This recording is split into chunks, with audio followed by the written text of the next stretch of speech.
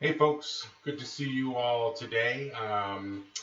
So today, what are we doing? We are going to be working with some cold brew coffee, and this is cold brew that that I did last week. If you want to check it out, you can go back onto our pages and our videos.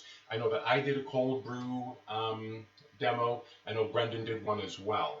So you can definitely check those out. I have recipes embedded in the video. And if you ever have any questions, of course, you can always ask us those questions. So the weather is getting a little warmer, so I decided today that we're going to play around a little bit with some of that lovely Vesuvio cold brew that we made using our Filtron. So what are we going to do today? So today we're going to start off uh, making coffee with maybe some things that you have at home for sure.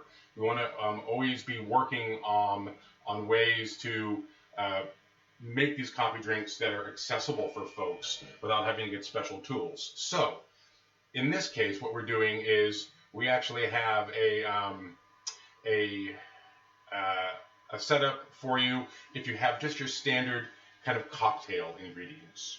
So I'm going to start with a cocktail shaker here, right? It has two parts to it. It has the shaking glass and then the shaker, right? So there we are. And we need a little bit of milk, some chocolate sauce, and then of course our cold brew coffee and ice. So this is going to be super simple. I want to talk a little bit about the chocolate sauce here for a second.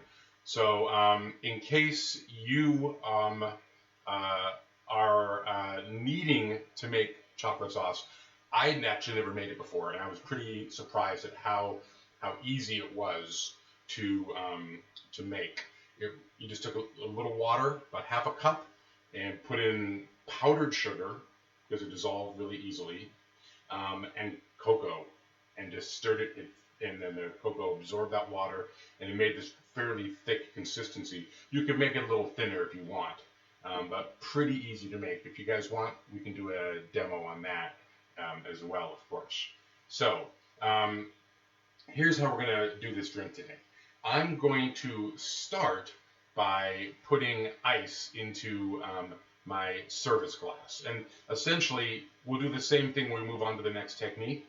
But the idea is that we're going to use the ultimate service vessel as a way to kind of measure out what we're doing. So I'll start by putting ice in here, off camera, but you can probably hear it.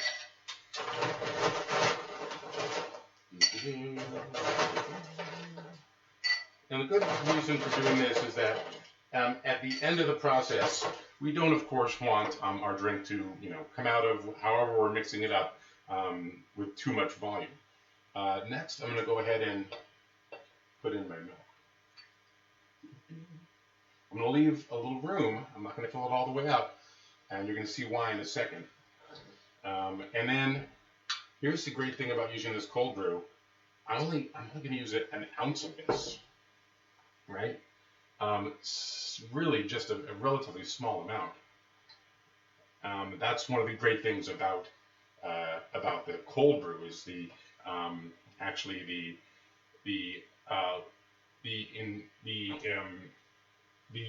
consistency of it is very, very concentrated.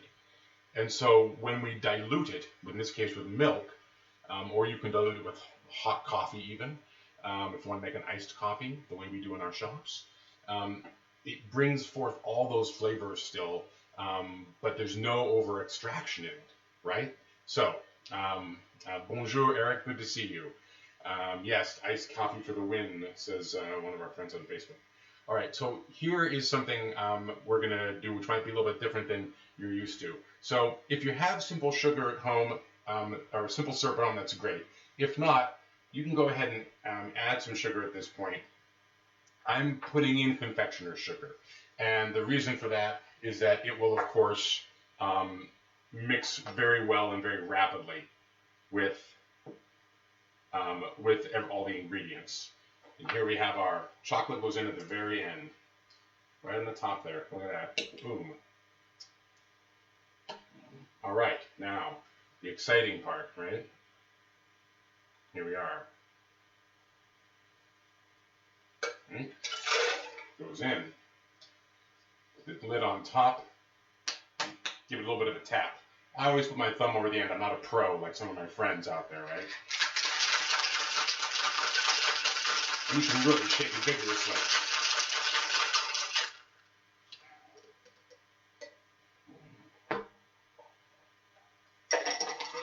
And you see now there's a froth that built up on that drink.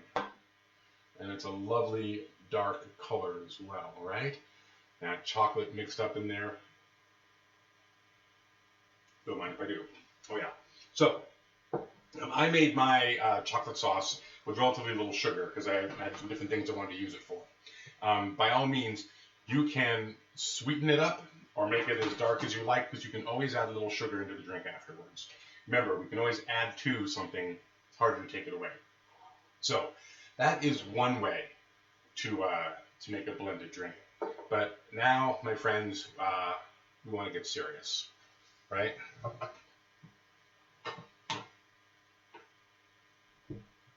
All right, a blender. Yes, my friends. Look at that. It's nice to have a blender at home, and you can do this with almost any blender. You'll see that I have my Vitamix here, but really almost any blender can do this. We're going to use the same principles here, right? We're going to have our glass, and we're going to add our ice directly into that.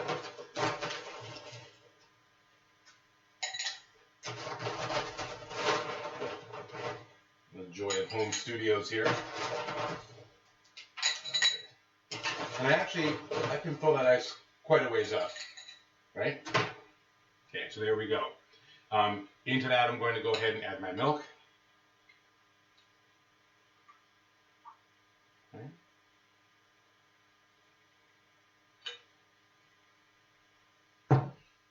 And now into that, we're going to put our coffee. Again, we don't need much because we're using this lovely concentrate right in top there. And now into the blender. Boom, boom, boom. Great. At this point, we can go ahead and put our chocolate in. Right. Now I'm going to put in something which you may not have at home. I'm going to add in one of the secret ingredients that we use in coffee shops, and this in this case is a little bit of a emulsifying agent. Now, what does that mean? So what that means is this is a combination of things which you might actually have at home, and one thing which you can pretty easily get. It's powdered milk, powdered sugar to equal parts, and then 1/8 of that volume in xanthan gum. All right, so a little trick here. Often when you blend up iced drinks and you just use your milk and your coffee and your ice, it will water and then the ice separates from the drink. What we are doing here is we're using actually this combination of milk powder, sugar, and xanthan gum to help bond that all together and give it a nice mouthfeel as well. And xanthan gum is actually really great stuff. In this case, it's gluten-free and vegan. We're going to go ahead and hit it slow first.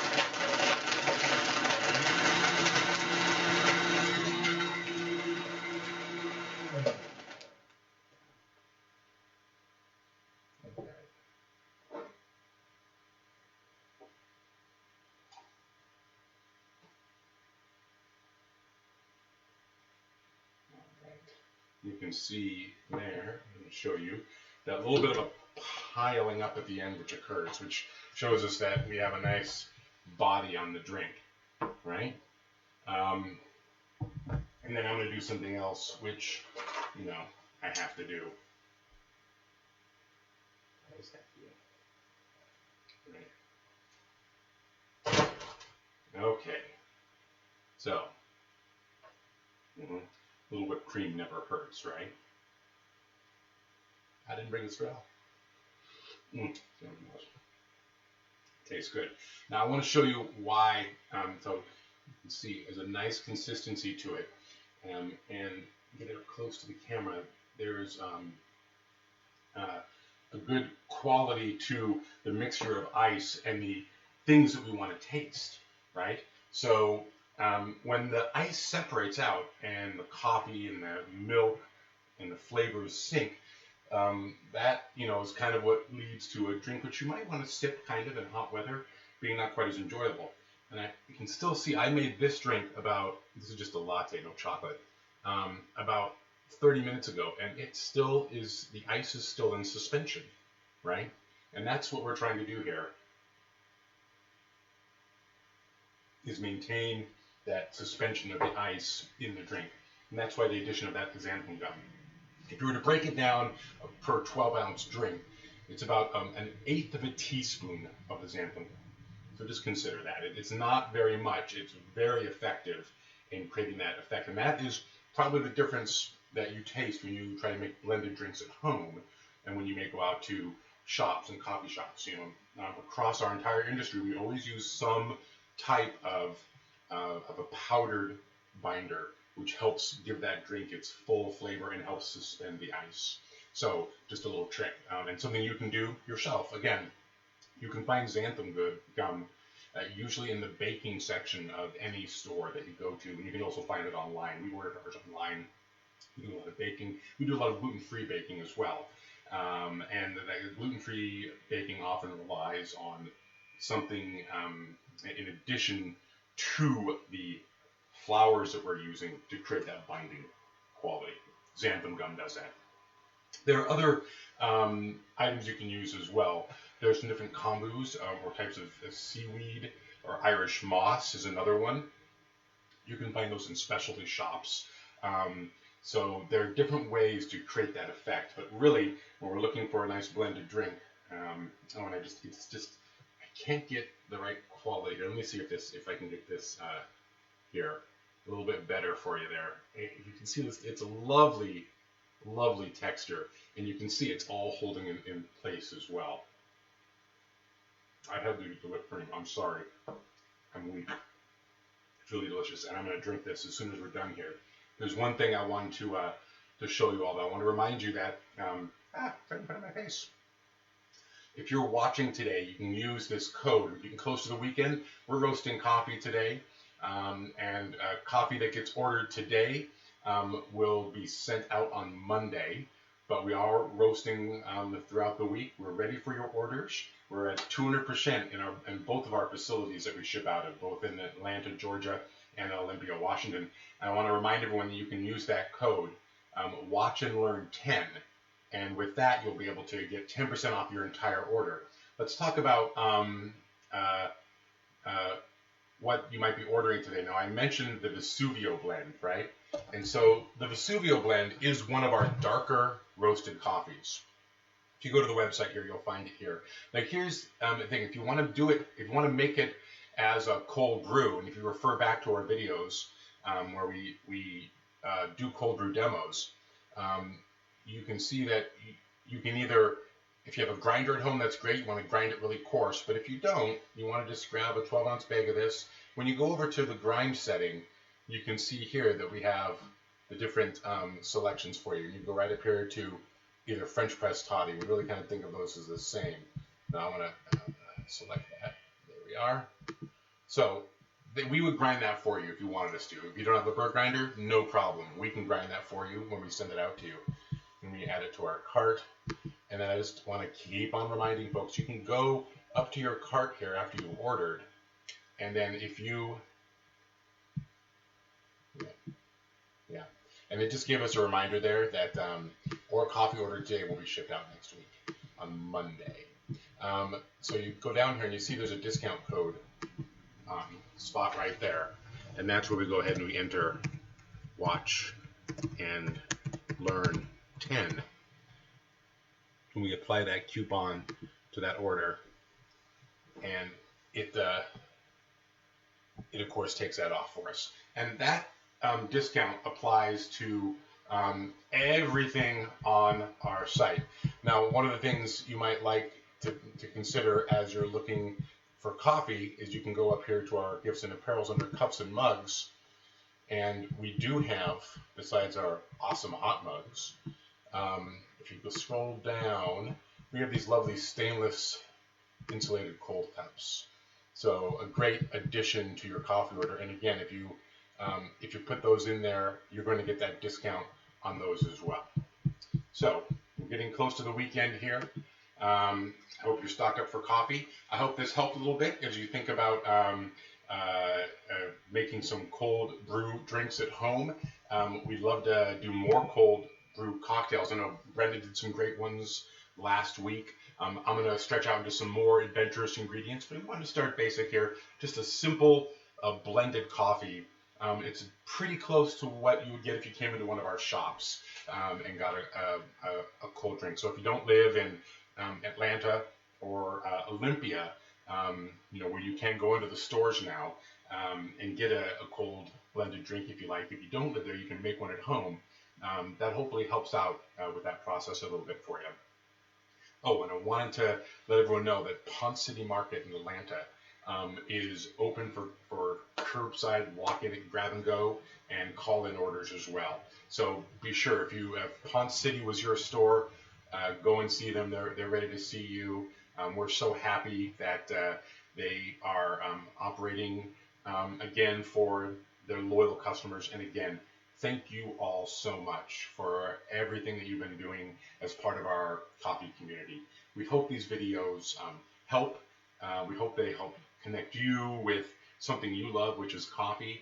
I know that it helps connect us with you, our customers, which is something we love, right? And together we're going to get through this. So if you have any questions, just let me know. I'm going to check through here really quick on the social stream to see if there's any questions I can answer. Starting tomorrow, Becky reminds me they're open. I apologize. So open on Friday for Ponce City Market. I know that we have our cups there. Florida is hot already. Yes. Don't I know it? It was raining here yesterday, and I was going to go out and mow the lawn. I really was, but it started raining. What can I say? So check in tomorrow, 9 a.m. Ben will be on the pages, and then Brendan will be back with you on Saturday. Again, I believe his time frame is 1 to 4. He'll jump in here and let me know if that's different. He did a great Kalita wave last night. We had a busy day here. Yesterday we had one of our longest running family farmer partners with us, Pablo Gonzalez, called in and talked with Bob about the state of Guatemala coffee. We were able to cup some of the El Valle coffee that they're offering this year. We're really excited about that. It's one of my favorite coffees that we have. Go and check that out if you missed it. And then next week at the same time, Wednesday at 9 a.m. Pacific time, we are going to have a call with our partners in Bolivia. We're getting ready to launch our Bolivian coffee. So we'll have that for a cupping, and then we'll also get to talk to them about how things are going in Bolivia and their response to what's going on and how we're continuing to move forward with great coffees. Question came up from someone on Facebook. I forget your ratio, 4 to 1 for the cold brew. So 4 to 1. It does depend a little bit on. I think I have one of these cheat sheets here. Hold on, let me grab it for you. This is great, live production. So if you remember, I don't know if you can see these. So when we did the French press method, it was 1 to 4. And again, that's for making this concentrate. But in the larger batch style with the Filtron, in that case, more like a 1 to 3, right? So, yeah, it's a pretty strong ratio. Traditionally, the ratio is 1 to 15 to 17 for coffee to water, but it's much higher coffee concentration. And again, that is because without heat or pressure, we're using time to extract things, and the water water is super hungry and it is a super solvent, and it will capture a lot out of that coffee. That's also why we grind it nice and coarse, because you don't want to capture too much out of that coffee. Just like any other brewing method, when you're doing cold brew, ambient brewing, or hot brewing, there is a window we're trying to hit to capture the ideal flavors out of the coffee. And so we always want to be respectful of that. Thank you all for watching today. I appreciate your time. Go out and make some cold drinks with some cold coffee that you're making at home. Share them on our VIP Boosters page. If you're not a member of that yet, check it out. That's the Backdoor from Bronson Boosters VIP page. We send out, we have a little community there where we talk about coffee. We share pictures of our first coffee in the morning and different drinks and recipes that we're coming up with there. And then we have specials that come through to that page as well. So if you're not a member already, please jump over there. And we will see you tomorrow.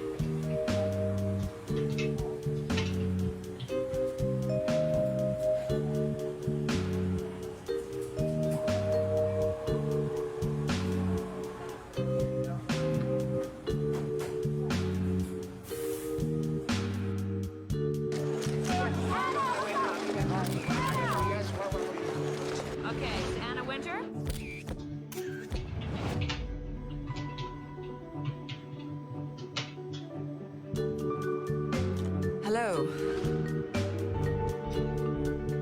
I know many people are curious about who I am and how I approach my work. Okay, off the table. Okay. This is a class for those who want to understand my leadership style and then understand the experiences that have helped me become an effective leader.